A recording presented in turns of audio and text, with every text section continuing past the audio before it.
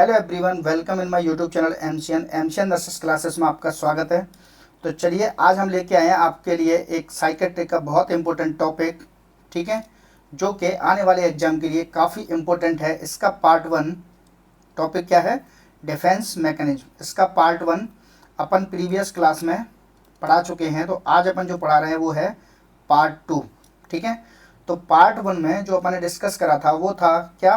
Positive defence mechanism के बारे में। इसके जितने भी टर्मिनोलॉजी है, अनडोइंग क्या होता है, इंट्रोजेक्शन क्या होता है, आइडेंटिफिकेशन क्या होता है, रैशनलाइजेशन क्या होता है, कंपनसेशन क्या होता है, सब्स्टिट्यूशन क्या होता है, रिप्रेशन क्या होता है, सब्लिमेशन क्या होता है और ट्रांसपेरेंस क्या होता है, ये सारी चीज़ें अपन ने प्रीवियस क्लास में, जो कि पार्ट वन है, पार्ट वन के अंदर अपन ने सारी चीज़ें एग्जाम्पल के साथ डिस्कस कर चुके हैं, ठीक है। क्या पढ़ रहे थे अपन? Defence mechanism. डिफेंस मैकेनिज्म में क्या था? पॉजिटिव डिफेंस मैकेनिज्म और नेगेटिव डिफेंस मैकेनिज्म। अब पॉजिटिव के सारे अपन ने किस में पढ़ लिए थे? पार्ट वन के अंदर।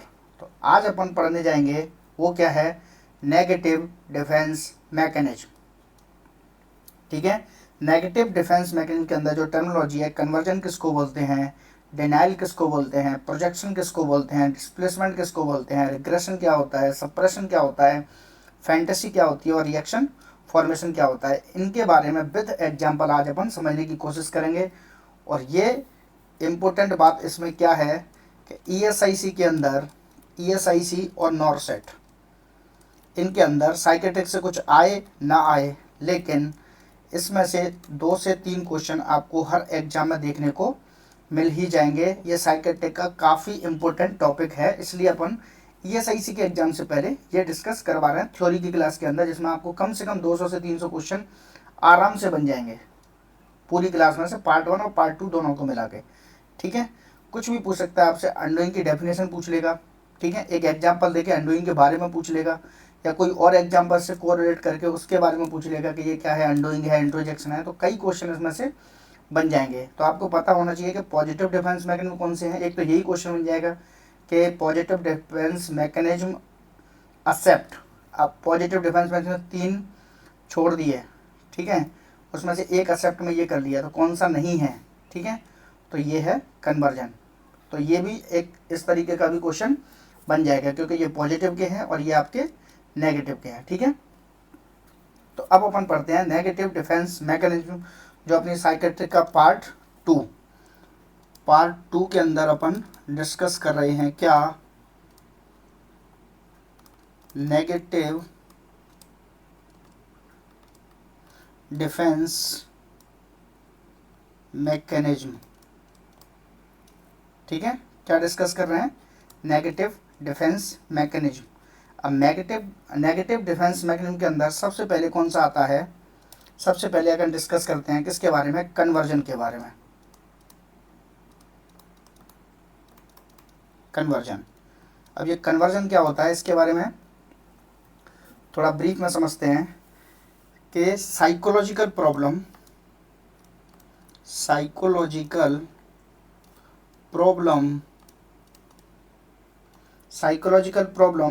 Of a client expressed by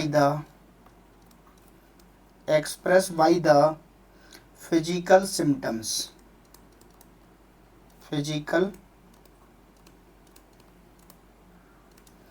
जो साइकोलॉजिकल प्रॉब्लम है उसको एक्सप्रेस करना किस में? फिजिकल सिम्टम्स में।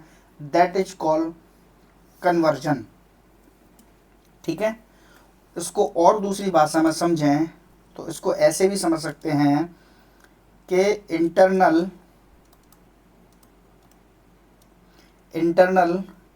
या फिर अनकॉन्शियस स्ट्रेस या फिर एंजाइटी, अनकॉन्शियस स्ट्रेस और anxiety are express in physical symptoms, ठीक है, कि जो इंटरनल या फिर अनकॉन्शियस माइंड के अंदर जो स्ट्रेस है और या फिर जो एंजाइटी है उसको एक्सप्रेस करना किसके रूप में, फिजिकल सिम्टम्स के रूप में, दैट इज कॉल्ड कन्वर्जन। और ये किसके अंदर आता है, ये आता है नेगेटिव डिफेंस मैकेनिज्म के अंदर। ठीक है, इसको एग्जाम्पल से समझें तो एग्जाम्पल मान के चलिए, a student feel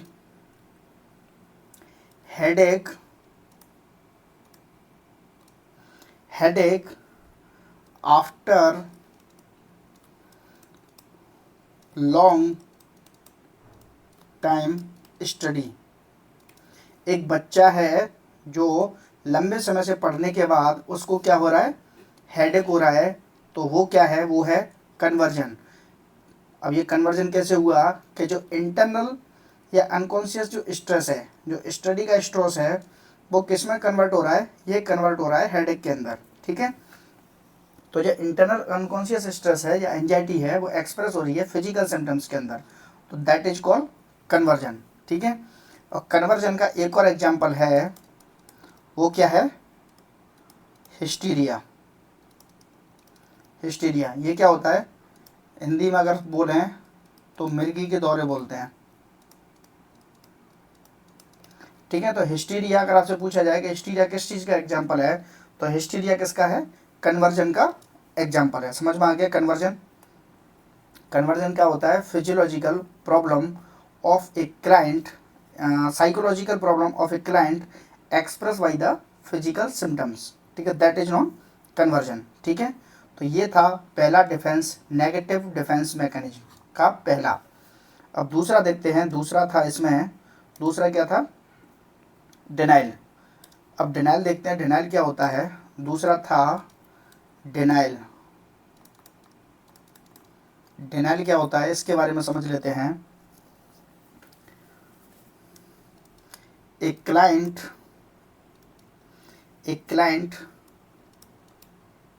do not want to accept the reality। एक क्लाइंट है वो एक्सेप्ट नहीं कर पाता है किसको, रियलिटी को, दैट इज नॉन क्या, डिनाइल। डिनाइल समझ में आ गया, सच का सामना नहीं करना। अगर इसको हिंदी में माने, सच का सामना नहीं करना। ठीक है, या सच को नहीं मानना, दैट इज कॉल्ड डिनाइल। ठीक है, अब इसका एग्जाम्पल से अगर समझें,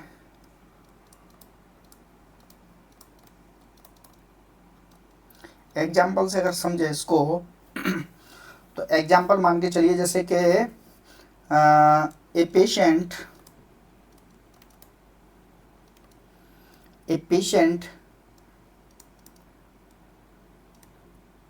डायग्नोसिस डायबिटिक प्रॉब्लम।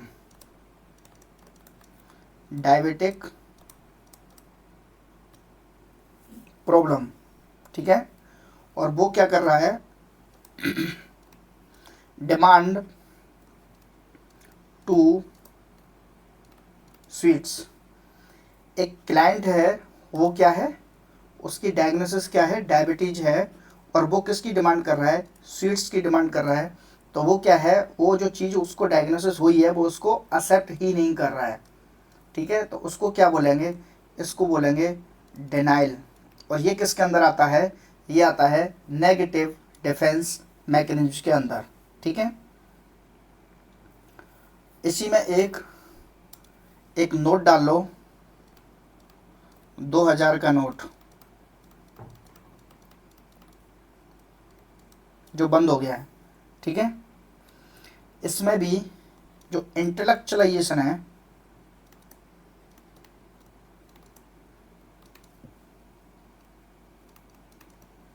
अगर इंटेलेक्चुअलाइजेशन ऑप्शन में आता है तो ये आपका फर्स्ट प्रायोरिटी हो जाएगा। ठीक है, अब दूसरा अगर एग्जाम्पल से ही समझे इसको, डिनाइल को। दूसरा एग्जाम्पल अगर समझें और अच्छे से समझने की, बेहतर तरीके से समझने की कोशिश करें, तो मान के चलिए जैसे a patient after diagnosed rectal cancer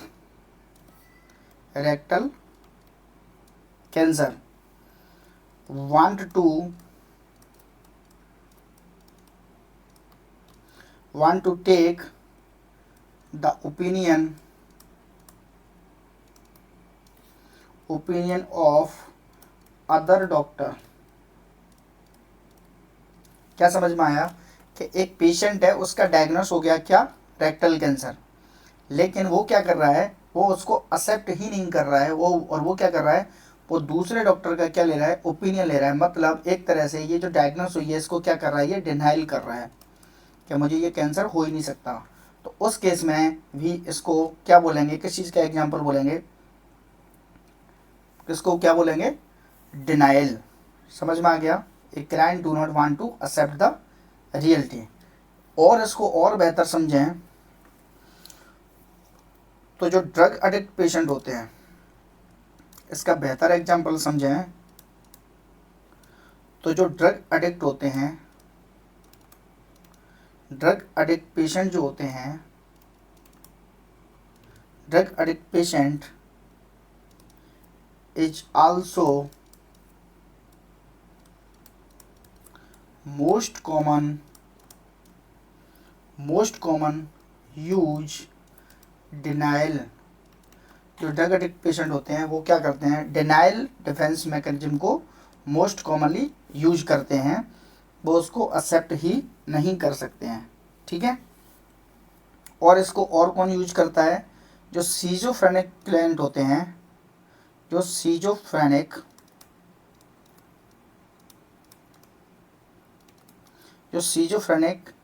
patient also use denial defense mechanism। जो सीजोफ्रेनिक क्लाइंट होते हैं वो भी क्या करते हैं, डिनाइल डिफेंस मैकेनिज्म को यूज करते हैं। ठीक है। अब अगर आपसे पूछा जाए, चलो इसमें से क्वेश्चन बनाते हैं, अगर आपसे पूछा जाए क्वेश्चन में कि what is the reason,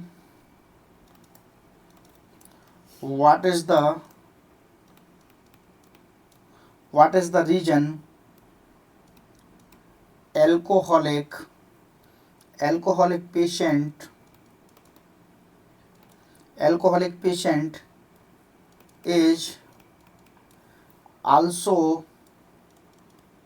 use denial defense mechanism। कि जो एल्कोहलिक पेशेंट हैं वो जो डिनाइल डिफेंस मैकेनिज्म जो यूज कर रहे हैं उसका रीजन क्या है। क्या पूछ रहा है क्वेश्चन में, रीजन। तो जो एल्कोहलिक पेशेंट हैं वो डिनाइल डिफेंस मैकेनिज्म को यूज क्यों करते हैं, टू मेंटेन सेल्फ स्टीम। तो जो सेल्फ स्टीम है उसको मेंटेन करने के लिए ये डिनाइल डिफेंस मैकेनिज्म को यूज करते हैं। समझ में आ गया। और मैंने ये इसके पर्पज में बताया था कि जो डिफेंस मैकेनिज्म है वो किस किस में यूज होती है। जो मैंने पार्ट 1 में बताया था, बहुत अच्छे से समझाया था कि इसके जो पर्पज हैं वो क्या क्या होते हैं, किसके, डिफेंस मैकेनिज्म के। वो क्या था, रिलीफ फ्रॉम एंजाइटी, एंजाइटी को रिलीव करने के लिए इसको यूज किया जाता है। सेटिस्फाई होने के लिए भी इसको यूज किया जाता है डिफेंस मैकेनिज्म को, टू बिकम सेटिस्फाइड। ठीक है। हैप्पी होने के लिए भी इसको डिफेंस मैकेनिज्म को यूज किया जाता है, खुद को हैप्पी, खुश रखने के लिए। ठीक है। और सेल्फ स्टीम को मेंटेन करने के लिए भी इसका डिफेंस मैकेनिज्म का यूज किया जाता है। और क्या था, इम्प्रूव सोशल फंक्शनिंग। ये मेरा लास्ट वाला पॉइंट था, मैंने प्रीवियस क्लास में अच्छे से समझाया। अगर वीडियो पसंद आ रहा है तो वीडियो को लाइक कर लो, चैनल को सब्सक्राइब कर लो। इससे पहले वाला पार्ट काफ़ी इंपॉर्टेंट है, उसके बाद ही ये क्लास स्टार्ट करना है, इससे पहले वाला पार्ट पहले देख लेना। ठीक है, जिससे आपको समझ में आ जाएगा कि पॉजिटिव डिफेंस मैकेनिज्म क्या थे और उनके बारे में विद एग्जाम्पल मैंने बहुत अच्छे से समझाया है, आपको समझ में आ जाएगा। ठीक है, और ये पार्ट 2 है जिसमें अपन क्या बता रहे हैं, नेगेटिव डिफेंस मैकेनिज्म जो यूज करते हैं पेशेंट या फिर कोई भी कैंडिडेट, कोई भी पर्सन, तो उसको क्या बोलते हैं, नेगेटिव डिफेंस मैकेनिज्म बोलते हैं। तो इसमें क्या है, जो डिनाइल यूज कर रहा है वो किसके लिए यूज कर रहा है, उसका रीजन क्या है, तो वो मेंटेन सेल्फ स्टीम को यूज करने के लिए डिनाइल डिफेंस मैकेनिज्म को यूज कर रहा है। ठीक है, अब इसको एक और एग्जांपल से अगर समझें, हालांकि आपको समझ में आ गया होगा, पर फिर भी एक और एग्जांपल से अगर समझें, तो एक और एग्जांपल जैसे कि मान के चलो, a wife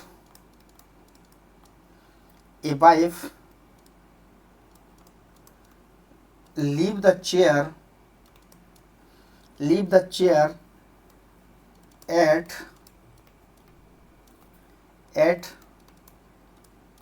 dinner time, but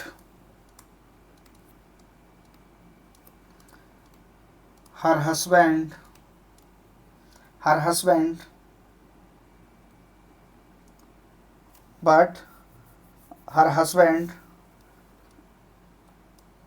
is death. मतलब एक वाइफ है, वो क्या कर रही है, टेबल, एक चेयर को उसके लिए छोड़ रही है, किसके लिए, जो उसका हस्बैंड, उसकी मृत्यु हो चुकी है या उसकी डेथ हो चुकी है, उसके लिए एक चेयर को छोड़ना, तो ये किसका एग्जाम्पल है, ये भी डिनाइल का एग्जाम्पल है। वो उसको एक्सेप्ट ही नहीं कर रही है कि उसकी क्या हो गई है, डेथ। समझ में आ गया? होप सो आपको ये चीज़ें समझ में आ गई होंगी।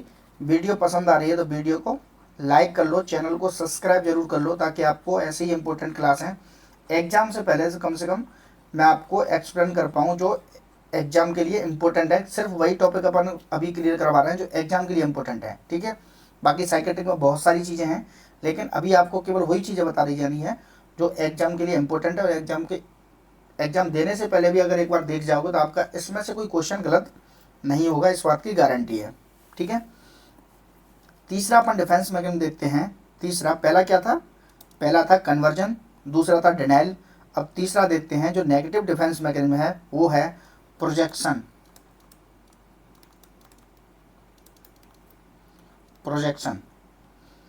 तो प्रोजेक्शन के अंदर क्या होता है, इसमें क्या होता है, एक client blame to others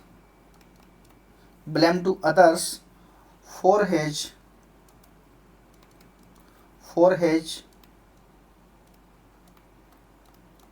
weakness और मिस्टेक।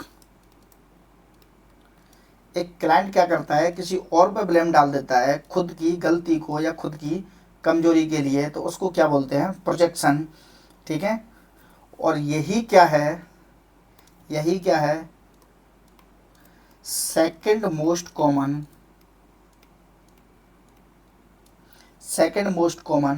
डिफेंस मैकेनिज्म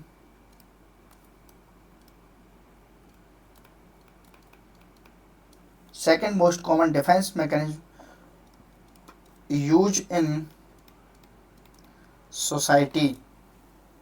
यही क्या है, second most common defence mechanism है जो यूज होती है किसके अंदर, सोसाइटी के अंदर। समझ में आ गया? ठीक है, सोसाइटी के अंदर second most common negative defence mechanism अगर आपसे पूछे तो वो क्या हो जाएगी, प्रोजेक्शन।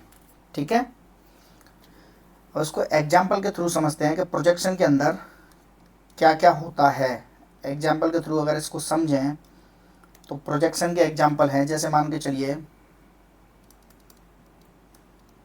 फर्स्ट जैसे a surgeon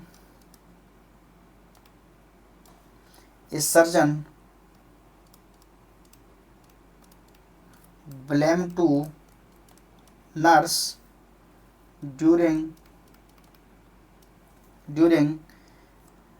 error in surgery. एक डॉक्टर क्या कर रहा है, वो ब्लेम कर रहा है किस पे, नर्स के ऊपर। अगर कोई सर्जरी का फेलर हो रहा है या कोई गलती हो रही है तो उसमें वो किसको ब्लेम कर रहा है, वो नर्स को ब्लेम कर रहा है, तो उसको क्या बोलेंगे, प्रोजेक्शन। ठीक है, अगर दूसरा एग्जाम्पल समझें तो जैसे a student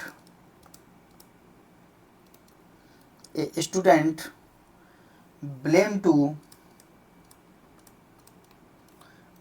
to his teacher after failure in exam.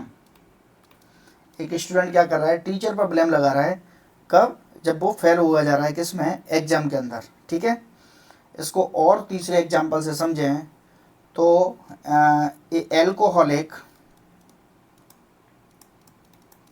Alcoholic patient blame to peer group. ठीक है, तो वो अपने किसको, एल्कोहलिक जो पेशेंट है वो किस पे इल्ज़ाम लगा रहा है उस चीज़ का कि मैं एल्कोहलिक नहीं हूँ, मैं तो इनकी वजह से पी रहा हूँ। पीयर ग्रुप मतलब फ्रेंड। ठीक है, तो वो क्या यूज कर रहा है, वो यूज कर रहा है प्रोजेक्शन डिफेंस मैकेनिज्म, और जो किसके अंदर आता है, नेगेटिव के। ठीक है, और चौथा अगर और एग्जांपल से समझें तो जैसे कि एक couple blame to their child for unhealthy relationship. ठीक है, एक कपल क्या कर रहा है, ब्लेम कर रहा है किसको, अपने बच्चों को, किसके लिए, अनहेल्दी रिलेशनशिप के लिए। तो ये सारे एग्जाम्पल थे, ये एग्जाम्पल किसके थे, ये एग्जाम्पल थे प्रोजेक्शन के। किसके थे, प्रोजेक्शन के। अपने आप को प्रोटेक्ट कर रहा है किसी और पर ब्लेम डाल के। समझ में आ गया, होप सो आपको समझ में आ गया होगा। अगला देखते हैं, अगला क्या था डिफेंस मैकेनिज्म, जो नेगेटिव डिफेंस मैकेनिज्म के अंदर आता है। अगला था जो कि फोर्थ था, और वो था displacement.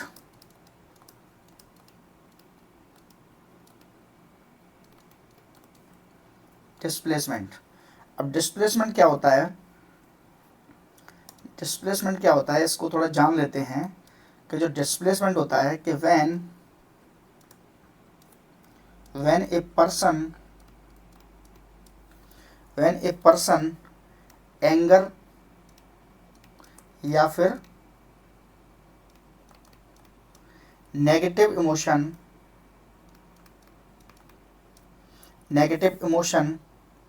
Are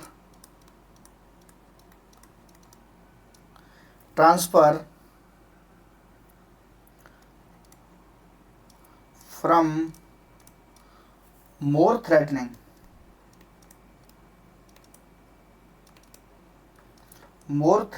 to less threatening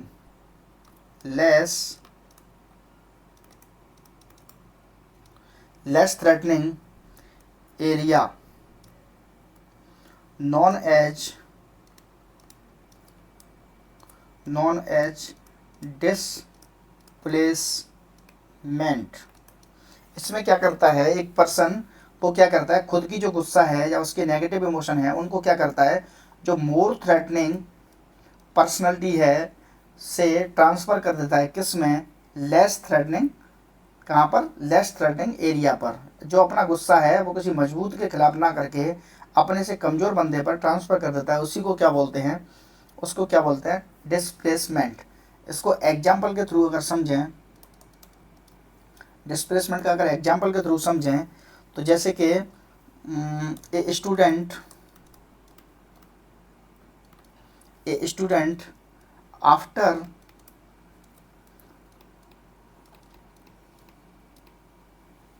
after punishment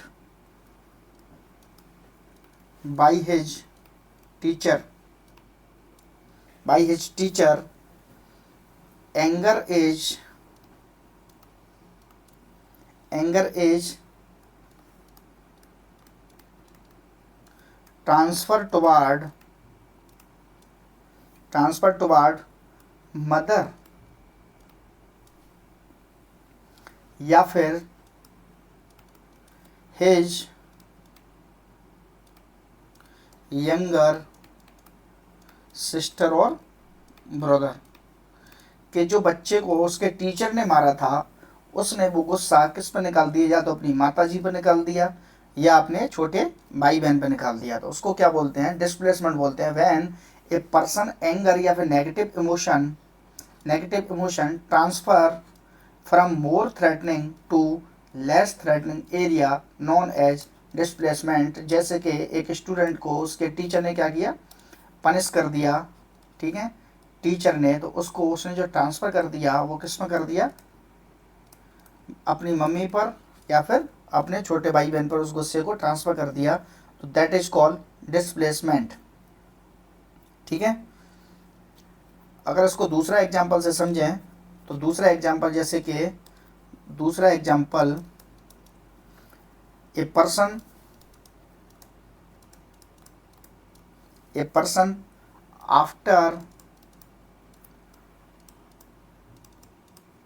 after punish by his boss, ठीक है, बाई हिज बॉस, तो जो एंगर है, anger transfer on his wife और चिल्ड्रन।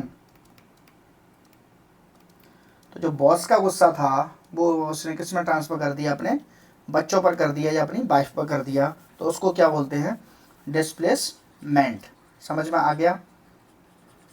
तो अब अपन ने पढ़ लिए 4, और वो किसके थे, नेगेटिव डिफेंस मैकेनिज्म जो यूज की जाती है उसके 4 पढ़ लिए थे अपन ने।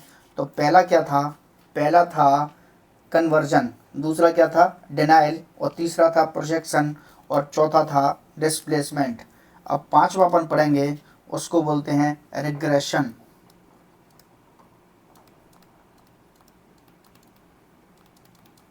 रिग्रेशन क्या होता है, रिग्रेशन के बारे में देखते हैं। फाइट टू चाइल्डहुड, बच्चों की तरह व्यवहार करना, फाइट टू चाइल्डहुड। ठीक है, इसको और थोड़ा डिटेल में समझें, तो a mature person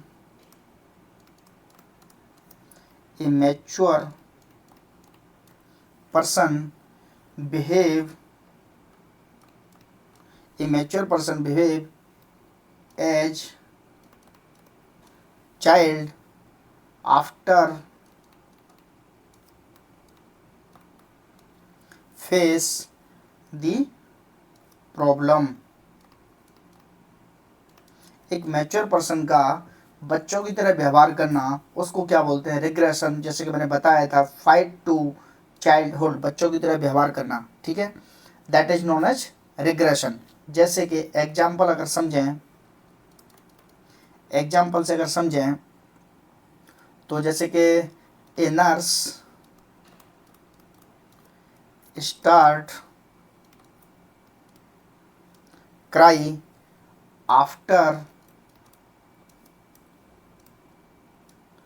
after error in drug administration.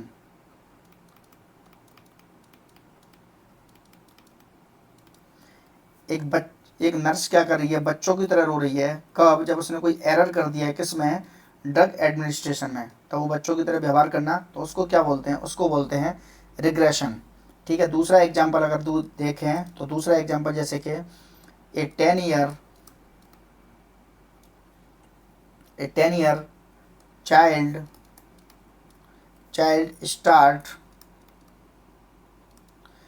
Start bed wetting.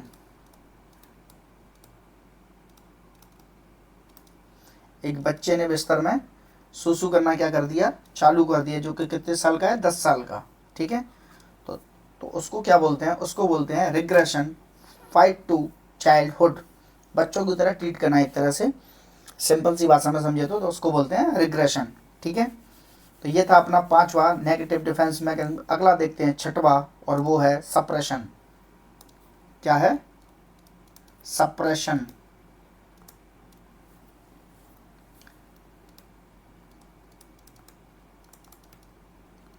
Suppression, ठीक है। सप्रेशन क्या है? सप्रेशन के बारे में देखते हैं। This is single one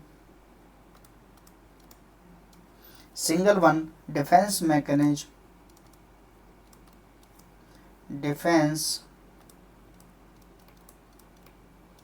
mechanism that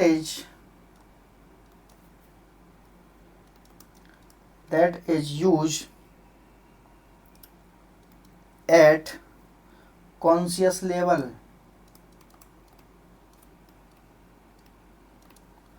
तो ये एक ऐसी डिफेंस मैकेनिज्म है जो सिंगल वन डिफेंस मैकेनिज्म है जो कि कॉन्शियस लेवल पर यूज की जाती है। जैसे इसकी एग्जांपल से समझें, डेफिनेशन जैसे कि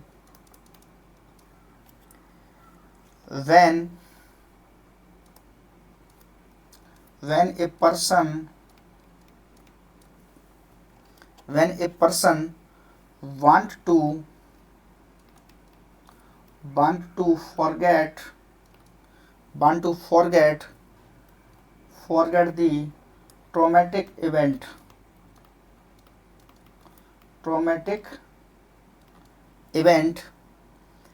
at conscious level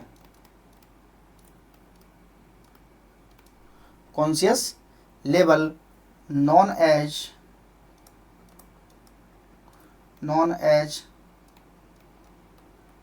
सप्रेशन। ये एक ऐसा डिफेंस मैकेनिज्म है जो कि कॉन्शियस लेवल पर यूज किया जाता है कि मान के चलिए किसी से कभी पुराना कोई ट्रॉमेटिक इवेंट है और उसको वो भूलना चाह रहा है। ठीक है, ट्रॉमेटिक इवेंट को भूलना चाहना, ठीक है, कॉन्शियस लेवल पर जाके, मतलब होश आवाज में होने के बाद भी उस ट्रॉमेटिक इवेंट को भूलने की कोशिश करना, उसको बोलते हैं सप्रेशन। ठीक है, अब सप्रेशन में अगर मान के चलिए इसके एग्जाम्पल जैसे विक्टिम ऑफ रेप। अगर कोई रेप का विक्टिम है तो वो क्या करता है, समय के साथ साथ धीरे धीरे उसको कॉन्शियस लेवल पर उसको भुलाने की कोशिश करता है। दैट इज कॉल्ड क्या? सप्रेशन। या फिर दूसरा एग्जाम्पल से अगर समझें तो अगर किसी को पनिशमेंट दी गई है, कहाँ पर? पनिशमेंट इन पब्लिक प्लेस, तो ये इसको कॉन्शियस लेवल पर इसको भूलने की कोशिश करता है, उसको सप्रेशन बोलते हैं। जैसे कि एक और एग्जांपल अगर समझें तो adult person want to forget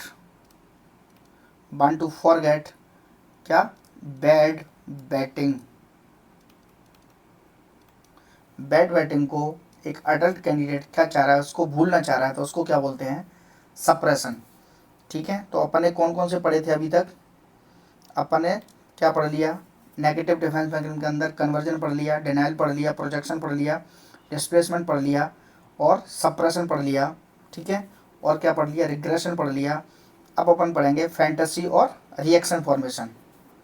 समझ में आ रहा है?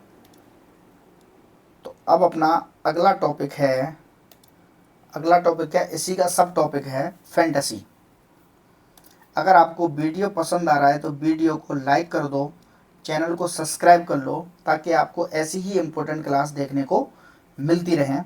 ठीक है, वीडियो अगर वास्तव में अगर आपको पसंद आ रहा है तो वीडियो को लाइक कर दो, चैनल को सब्सक्राइब जरूर कर लो, ताकि आपको आने वाले टाइम के लिए, जो 7 तारीख को एग्जाम है, तो उससे पहले आपको जो इम्पोर्टेंट टॉपिक हैं केवल वही कवर करवाएंगे। बाकी चीज़ें हम आपको रेगुलर बेसिस पर कराते रहेंगे, लेकिन अभी के लिए जो इम्पोर्टेंट के लिए जो क्विक रिविजन होता है वो अपन एक बार करवा देते हैं। ठीक है, तो अब अगला टॉपिक है फैंटेसी।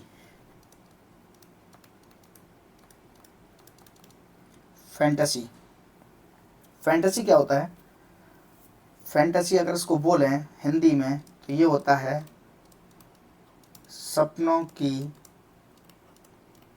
दुनिया। और ये किसके अंदर आता है, ये भी डिफेंस मैकेनिज्म किसके अंदर आता है, ये आता है नेगेटिव डिफेंस मैकेनिज्म के अंदर। ठीक है, तो इसमें क्या होता है इसको समझते हैं। When A person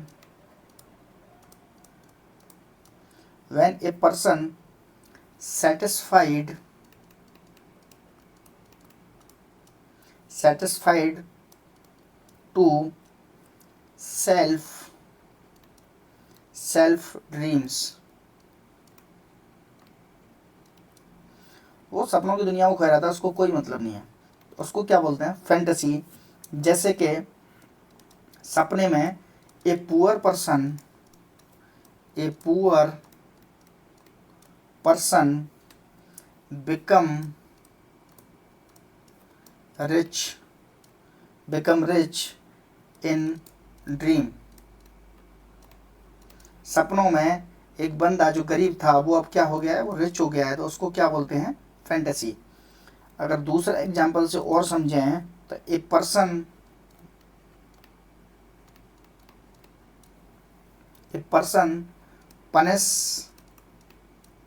punish to his boss in dream. समझ में आ गया। सपनों में एक पर्सन ने क्या कर दिया, अपने पनिश कर दिया किसको, अपने ही बॉस को, तो उसको क्या बोलते हैं, उसको बोलते हैं फैंटेसी। और आज का अपना लास्ट सब टॉपिक है जो कि काफ़ी इम्पोर्टेंट है एग्जाम के हिसाब से। ठीक है, तो उसको भी देख लेते हैं।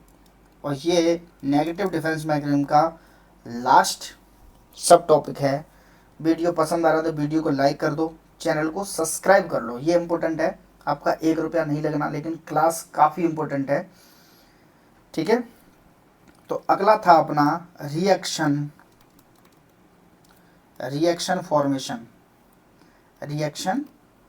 Formation.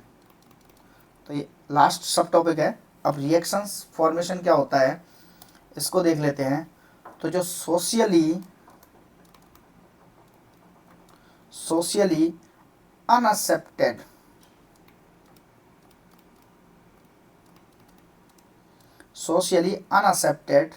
Realistic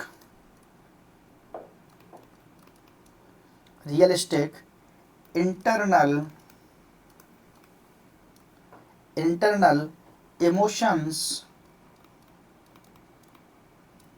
emotions are expressed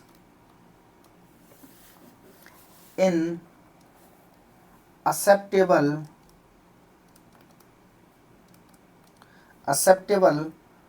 false emotion।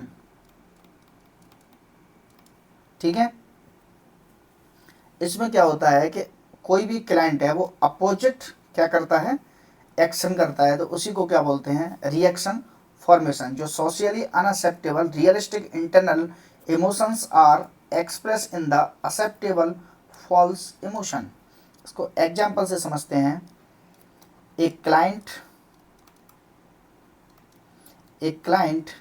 Express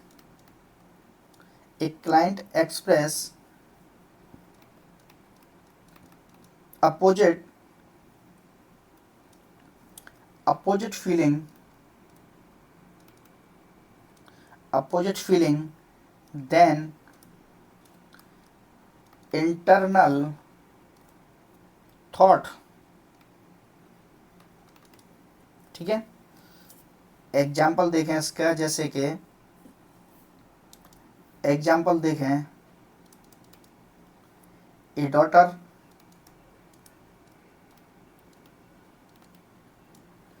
daughter-in-law like to her mother-in-law। ठीक है, तो जो बहू है वो क्या कर रही है, वो सास को क्या कर रही है, पसंद कर रही है। ठीक है, तो ये तो एक तरह से उल्टी बात हो गई। तो कुल मिला के अगर इसको हिंदी में समझें तो हंसने वाली जगह पर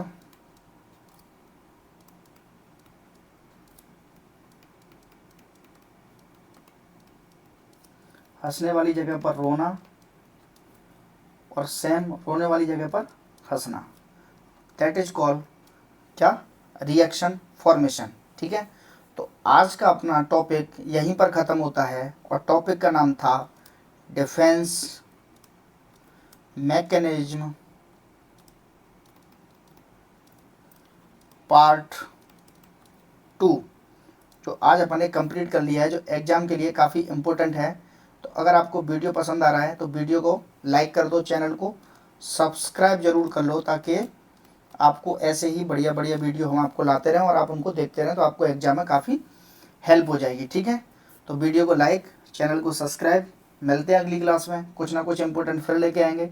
एग्जाम से पहले 1-2 क्लास और अपने इंपॉर्टेंट लेके आएंगे, जो कि एग्जाम के लिए आप एग्जाम से पहले भी देख जाओगे तो भी आपका काम हो जाएगा, क्योंकि इसमें अब याद करने जैसा कुछ है नहीं, क्योंकि आपको एग्जाम्पल के थ्रू सारी चीज़ें क्या कर दी हैं, एक्सप्लेन कर दी हैं। तो आपको एग्जाम्पल हो सकता है कि आपको इस क्लास से सेम टू सेम एग्जाम्पल भी मिल जाए, जो आपको क्वेश्चन सेम टू सेम हो।